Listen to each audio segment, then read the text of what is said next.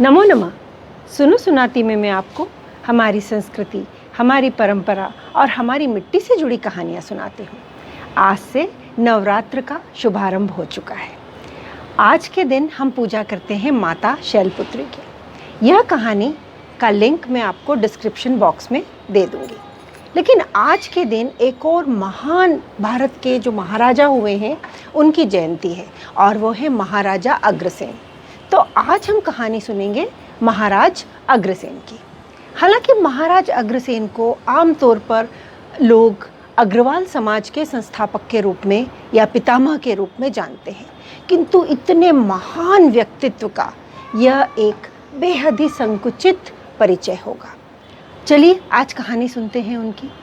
तो महाराज अग्रसेन के पिता थे महाराज वल्लभ सेन और वे आते हैं भगवान श्री राम के पुत्र कुश की जो वंशावली थी उसमें 35वें नंबर पर। तो इस तरह महाराज अग्रसेन हुए सूर्यवंशी।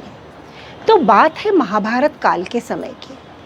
उस समय महाराज वल्लभ सेन का शासन था प्रतापनगर में और प्रतापनगर है आज के राजस्थान के पास।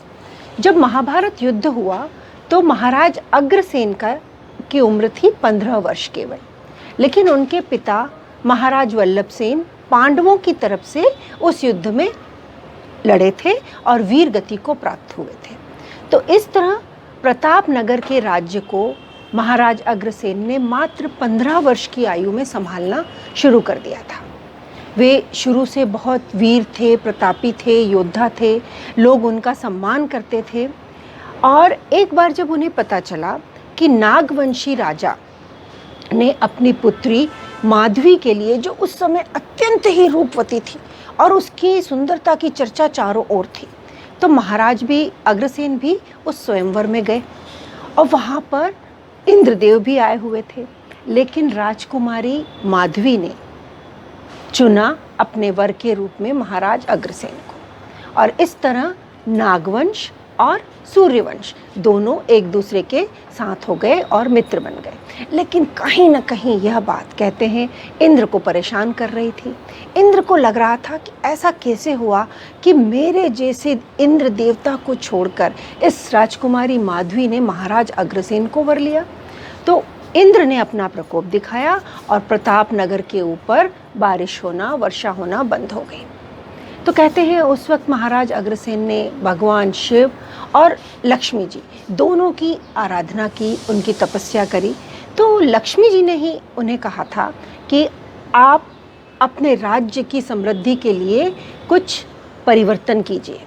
तो इस तरह क्षत्रिय धर्म को छोड़ करके महाराज अग्रसेन ने एक नए धर्म की कहेंगे तो स्थापना करी थी और वह था वणिक धर्म। और उन्होंने उसके बाद से जो अपनी नई राजधानी बनाई प्रतापनगर को छोड़कर, वो हरियाणा में हिसार के पास एक जगह है जिसका कि नाम था अग्रोहा।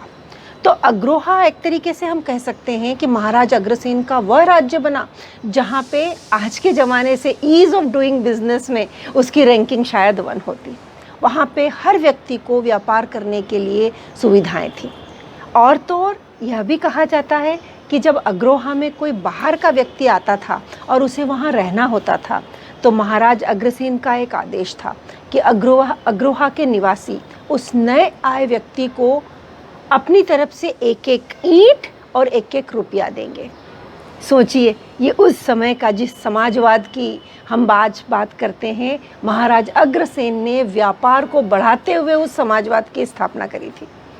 तो उस एक ईंट और एक रुपये से वो व्यक्ति अपना घर बनाता था और अपना व्यापार शुरू करता था। तो इस तरह से उन्होंने अपनी प्रजा का पूरा ध्यान रखा। महाराज अग्रसेन की और भी रानियां थीं और उन रानियों से उनके 18 पुत्र हुए। उनके सबसे बड़े पुत्र का नाम था विभु। महाराज अग्रसेन बहुत दानवीर थे। वे प्रजा की सेवा करते थे, उनका ध्यान रखते थे। वे प्रजातांत्रिक भी थे और समाजवादी भी थे और समय के साथ उन्होंने अपने राज्य के व्यापार को एक अलग ऊंचाई पर पहुंचा दिया था।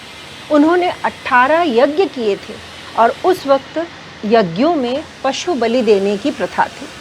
लेकिन अपने 18वें यज्ञ के दौरान महाराज अग्रसेन ने यह देखा कि जिस अश्व को घोड़े को बलि के लिए लाया जा रहा है वह अश्व यह समझ गया है और वहाँ से उस जगह से भागने के लिए वह छटपटा रहा है। उसकी इस दशा को देखकर महाराज अग्रसेन का कहते हैं मन बदल गया और उसके बाद से अपने राज्य में उन्होंने पशु बलि के ऊपर रोक लगा दी थी।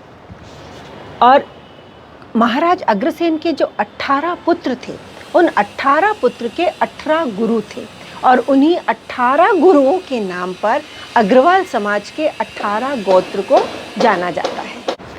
तो महाराज अग्रसेन ने कहते हैं 100 वर्षों तक प्रजा की सेवा करी थी। यहाँ पर उनकी जीवनी से जो हमें एक और महत्वपूर्ण बात पता चलती है वह यह है कि वह क्षत्रिय वर्ण में उनका जन्म हुआ था, लेकिन उन्होंने एक नए वर्ण को अपनाया था और वह था वणिक धर्म। तो यहाँ पर यह चीज़ एकदम स्पष्ट है कि किसी का भी वर्ण उसके जन्म पर आधारित नहीं होता है, उसके कर्म पर आधारित होता है। तो महाराज अग्रसेन की आज जयंती है, जिन्हें हम कह सकते हैं कि इस देश में प्रजातंत्र के, समाजवाद के और अंत्योदय के अगर कोई व्यक्ति थे जिन्होंने उसको प्रारंभ किया था तो वह महाराज अग्रसेन ही थे। महाराज अग्रसेन को हमारी ओर से नमन। आपको यह कहानी कैसी लगी? इसे लाइक कीजिए और मेरे चैनल को सब्सक्राइब कीजिए। धन्यवाद।